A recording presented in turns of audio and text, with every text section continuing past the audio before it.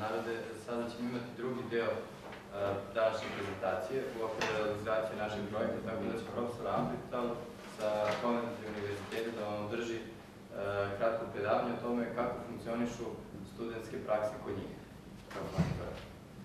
Professor, I know that you are going to tell us something about student internship on your faculty, so here we are. Thank you very much. Who speaks Serbian? Hands up if you speak Serbian. Not many. Who speaks English? Most of you?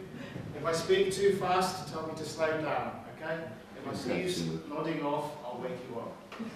Question, are you undergrads or postgrads? Who's an undergraduate student?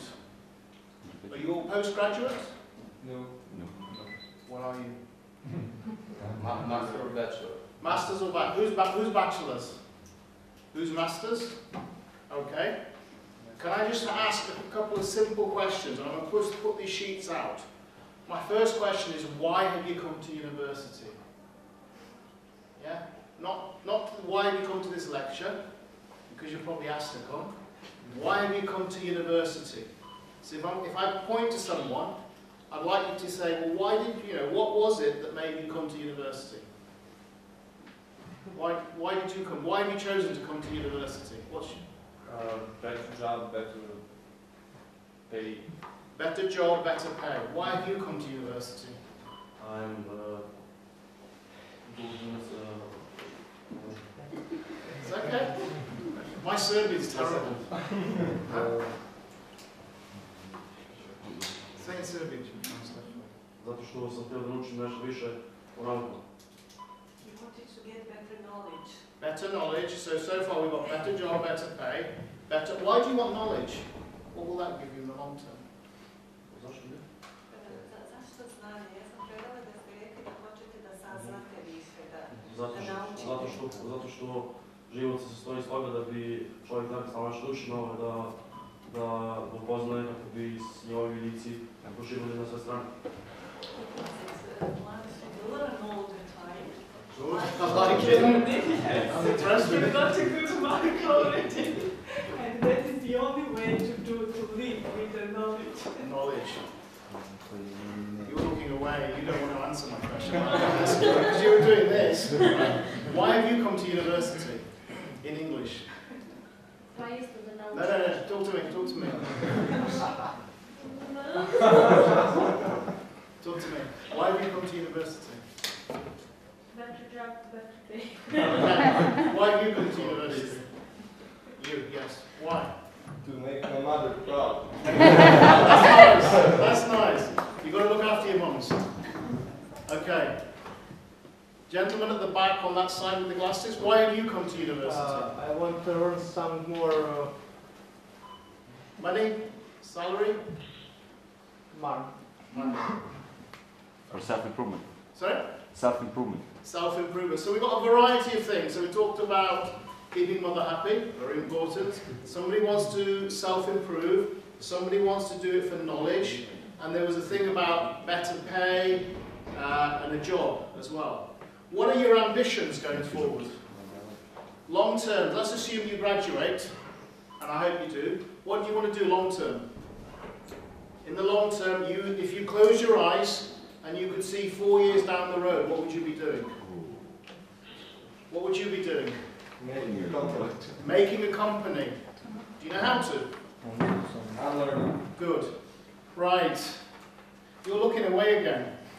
You don't answer my question, so I'm going to ask you my question. So what do you see your ambitions in 4 or 5 years' time? I don't think so. Okay, let's go for 2 years. Where do you see after you graduated, what will you be doing? What do you hope to do?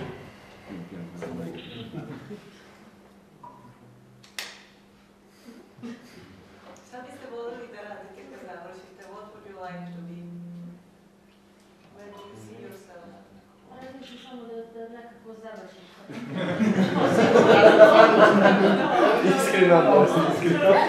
Finish first. Okay, you finish. Okay. Let's listen to this point. Let's assume you finish, and they'll have first classification 2-1 yet. So you finish with a first at the end of your bachelor studies, right? And you go home to your mother. You don't go to his home, but he goes to his mum and says, "Mum, I've got a first class." His mum will be so proud of him, won't she? She'll be saying, "My son has got a first." She will tell the family, she will tell the friends. 6 months down the road, 6 months later, he's still sitting at home. Okay? Mum is still proud, but then the excitement starts to wear down because the parents will be saying, "You've been to university, you've got a first, a 2-1, you've got a master's, what are you then going to do with that?" Does that make sense? Yes. Anyone disagree with that logic? No. You can. What's your name, by the way? Ivana. Ivana. Okay, Ivana. I should make a note of your name. Right, does that make sense? So what we're saying is that you graduate, and let's hope you all get first and 2-1, right? And you go home and your family are very proud of you, which is great, right? And that's true the world over, whichever part of the world you'll be in. 6 months down the road, you're sitting at home, you're playing on your PS3, you're just watching videos, doing nothing, and then your parents think, "Well, actually, we spent so much money, money was invested in you, what are you now doing with yourself?" Does that make sense? And if you had, Ivana, had some vision of what you want to do 2 years, 4 years down the road, how will you be able to fulfill that unless you have some sort of job, okay? Some sort of pay coming in. Does that make sense? But I do like what he said about just learning knowledge for the sake of knowledge. I do like what he said as well. Okay? So, one, why have you come to university? Two, what are your long-term ambitions? Okay? What I haven't said is my name is Amrit. I should have said this at the beginning, right? I'm from Coventry University. I teach operational research and things like that. But half of my time, over half of my time, I look after employability matters within our faculty. So as a faculty, we are the Faculty of Engineering and Computing, myself and Debrilla. Actually, there's lots more academics there. We have 5 departments. The 5 departments are Engineering and Knowledge Management, Computing in the Digital Environment, Maths, Mechanical and Automotive Engineering, and the Built Environment. So in the Built Environment, you've got things like architecture, civil engineering, construction. Within our department, Engineering and Knowledge Management, you've got things like aviation management, logistics, and you've also got business information technology. Does that make sense? So, but you guys, you're doing mechanical engineering primarily, some variation. So we've got the equivalent department would be mechanical and automotive engineering. Okay? Now I took this role on looking after employability and things like that, maybe about 2 or 3 years ago. Okay? The way it used to work was that students would be told that in the start of the second year, so what would happen is you go year 1, year 2, year 3, students go out in industry. And then year 4, they come back and finish their final year. Is that okay? You wanna? Yeah? Year 1, year 2, and year 3, you go and work in industry, and year 4, you come back and finish your final stage. Is that clear? What they used to do was that at the start of the second year, students would be informed that we want you, because they've already enrolled for a sandwich degree, okay? So they would be asked to start looking for what we call an industrial placement during the second year, okay? So during the second year, they start looking for a placement. If they found a placement, we would approve it, authorize it, and then they would take their third year out in industry. Go on. First, I have a question. Can we interrupt you to ask? Absolutely. Okay, was that the interruption? That was the interruption. Yeah, I'm sorry about that. Yeah. And my second question is, who is making the calls? Okay, we'll talk through. How are we contacting the companies? Do companies look for students, or students look for companies? Okay. There's 3 things we've adopted. I'm going to answer his question and I'll come back to what I was talking about before. There's 3 ways we've adopted. Companies who have contacted us previous years, they know that they've sent emails, because it works by email. They've sent emails to our university, to our faculty previously, so they just automatically, they'll have a big distribution list, next year comes, and they'll send the email across. Okay, and we will then process that. Students can also contact companies themselves. There's nothing to stop them doing that, because some students want to be close to mum or dad. Some students want to work in London, the capital city, so you guys might say, well, you want to work in Belgrade or whatever, because of family reasons, because it's just a big city. That's nothing wrong with that. We have as a faculty, and we've done it on at least 2 occasions, we've contacted, I think the last time we did it was last September, we contacted over 1,000 companies. We did it by phone calls, okay? And we were talking to them about something called internships, okay? So we are trying to tell companies, we want you to be interested in taking our students, and sometimes companies are not interested straight away. They may not be interested straight away because they've not thought about it. It may not be right for them economically, because things are changing. Because the sense I get, even in Serbia, there are economic pressures. Is that right? Am I right in saying that? Yeah? So sometimes a company may think, well, actually, at this moment in time, we're not ready for a student to take, for us to take a student because there's a commitment.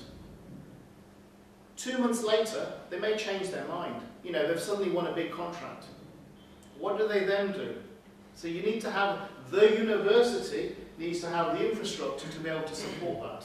So yes, the student company contacts us, student contacts company, fine. We will also be contacting companies. Yeah?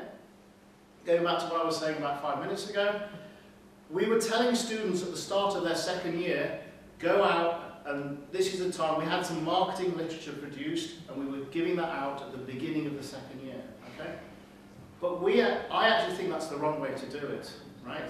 If you want to start talking or thinking about industrial placements and the work experience, then you need to start doing it probably on open days.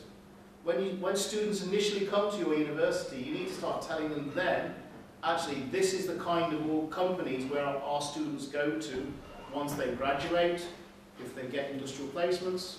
Does that make sense? Because it's no good halfway through the program of study suddenly saying to students, now start and find an industrial placement. Because the whole process, the whole education thing is, it's like when you start your degree and when you finish it, it seems a long time. But the time goes very quickly, doesn't it? Yes? It does go quickly, doesn't it? And you think, well, and the thing is, university, unless you enter academia properly, is just a transition. It doesn't start on your first day and then suddenly end and I don't know what happens. It's a transition, and after you, as the final year approaches, you have the momentum. Certainly at our university in the UK, you'll have things like your projects, your dissertation, and suddenly the time goes by, and before you know it, you've submitted your project, and you've got to start looking for a job. Okay? And now what happens is that in England there's a phrase called blue chip companies, which are the top companies, say, within the UK. A lot of those companies recruit and advertise by January, February time. Not all of them, but a lot of them do.